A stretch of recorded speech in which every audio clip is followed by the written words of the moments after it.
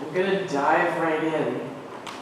But I'm realizing that if we wanted to try and cover all of the 10 Commandments, it would be like a pilgrim church where you'd spend 3 or 4 hours now, and then you'd go home for dinner, and then you'd come back later, and we'd finish the rest. So we're not going to do that today. But I do want to lift up a couple of things about the 10 Commandments. There are actually 3 different versions of them. We find them in Exodus 20. We also find them in Deuteronomy chapter 5 and in Exodus 34. Obviously, that often, and of course later in the New Testament, Jesus refers to them. Finding them that often means they are pretty important. And if you were listening as I shared modern day language with the children about the 10 Commandments, you might have heard that the first 4 describe how our relationship to God, the holy, should be. And then the other 6, they instruct us on how to relate to the world, to one another, our community.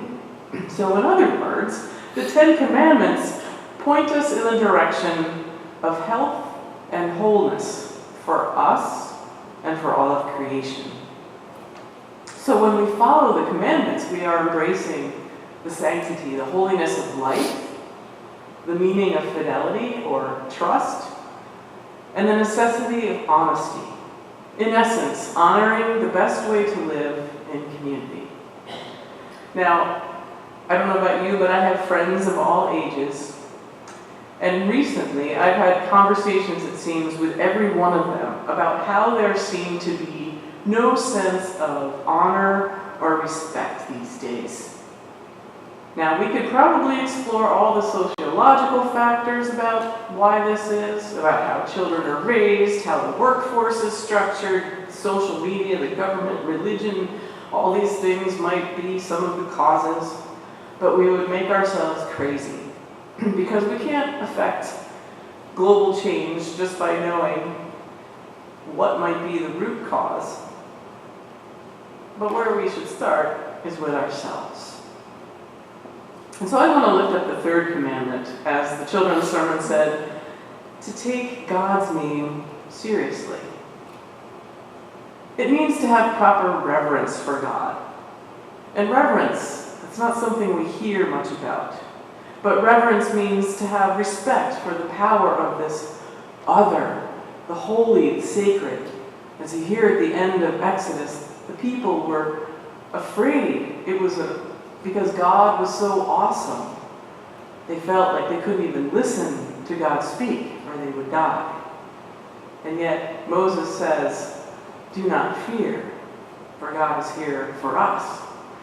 So reverence is a balance between that fear and respect. But we don't seem to have anything that we respect or revere in our lives anymore. And I want to look at something a little bit about the name of God.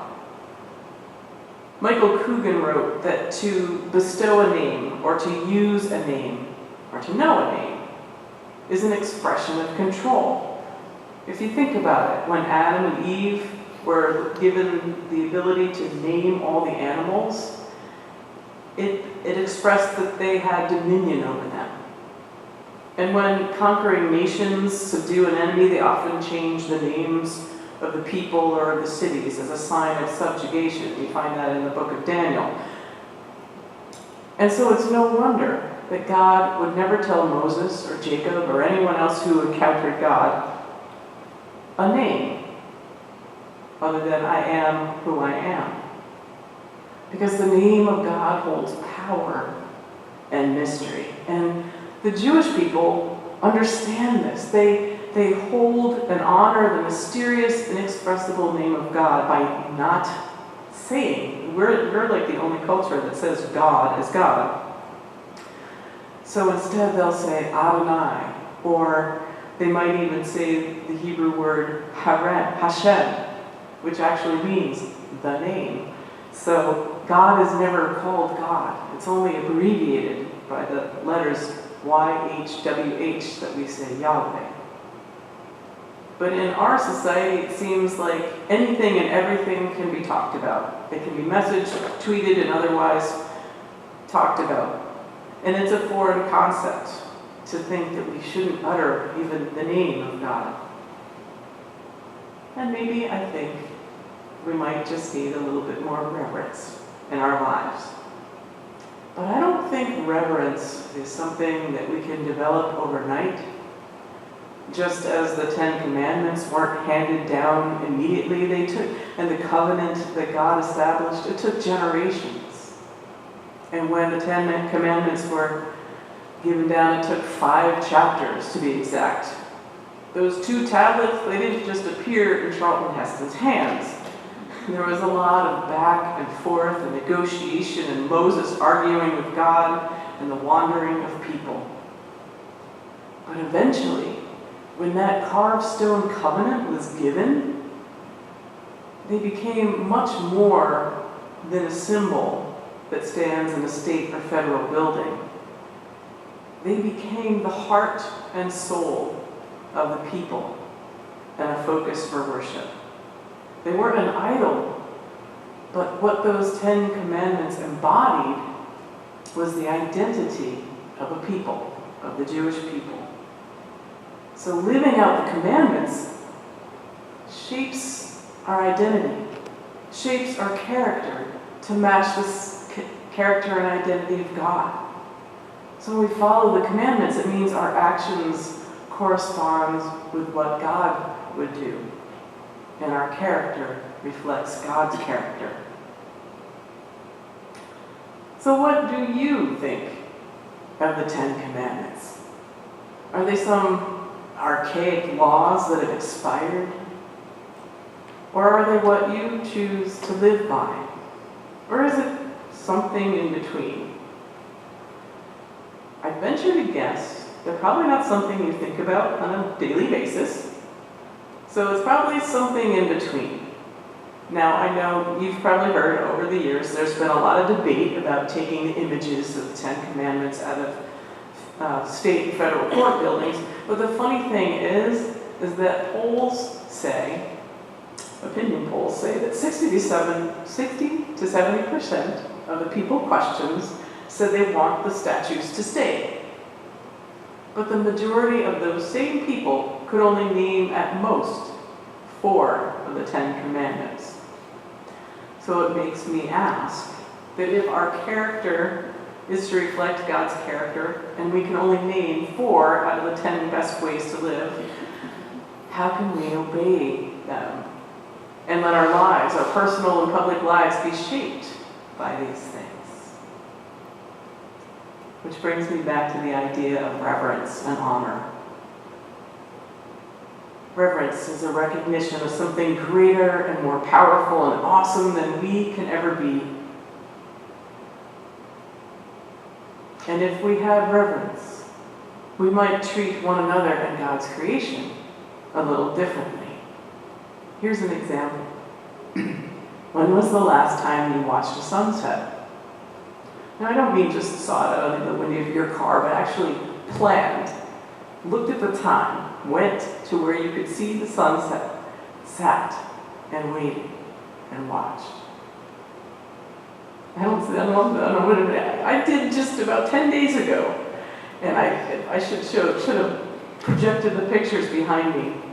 I grew up near the water. I've seen hundreds of sunsets, but this was the most spectacular one I had ever seen. It was indescribable.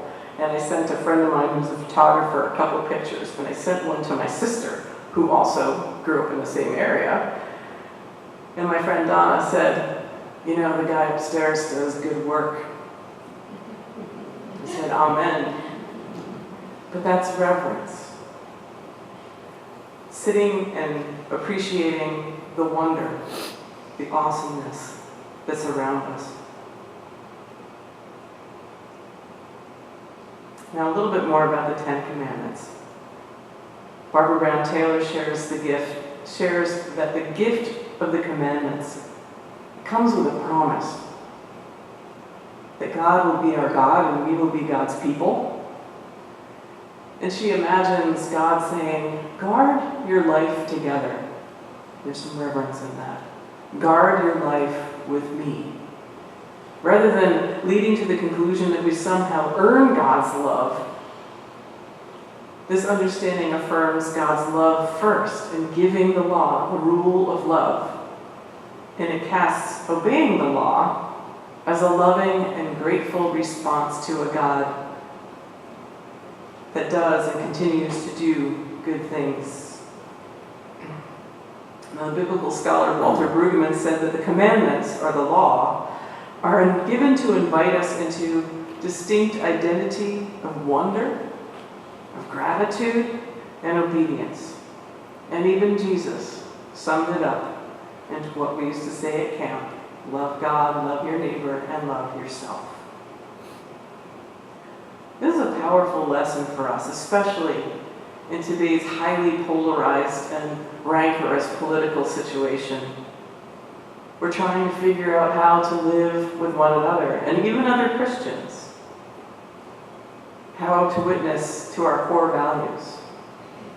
But it also invites us to think about our values, that they can be either a gift or they can be a burden to someone affected by our actions and our decisions, including the way we shape our institutions and the way we provide for our most vulnerable neighbors. So the question before us might be, what if, in all our communal decision-making, especially in how we share resources and care for one another, instead of thinking politically, we thought more about our neighbors, if we thought neighborly instead? Perhaps we're overwhelmed by the news, the challenges that we face in our own lives, and the choices that we have to make that are hard. Here's something to focus on. That the 10 Commandments tie into who we are. If we remember our baptism, if you remember who you are, and most importantly, who God is. God is up on the mountain, down by the river, always at our side. Our baptism reminds us that we are invited to lift up and to live into. Our character is the same as God's character, and we have the potential to act as God acts, remembering first that only God is God. So may we be grateful that God has given us the best ways to live, and that in them we might find strength and shelter when we find ourselves in a political or personal wilderness, because God's promise is there first, that we will never be alone, even in the wilderness. Amen.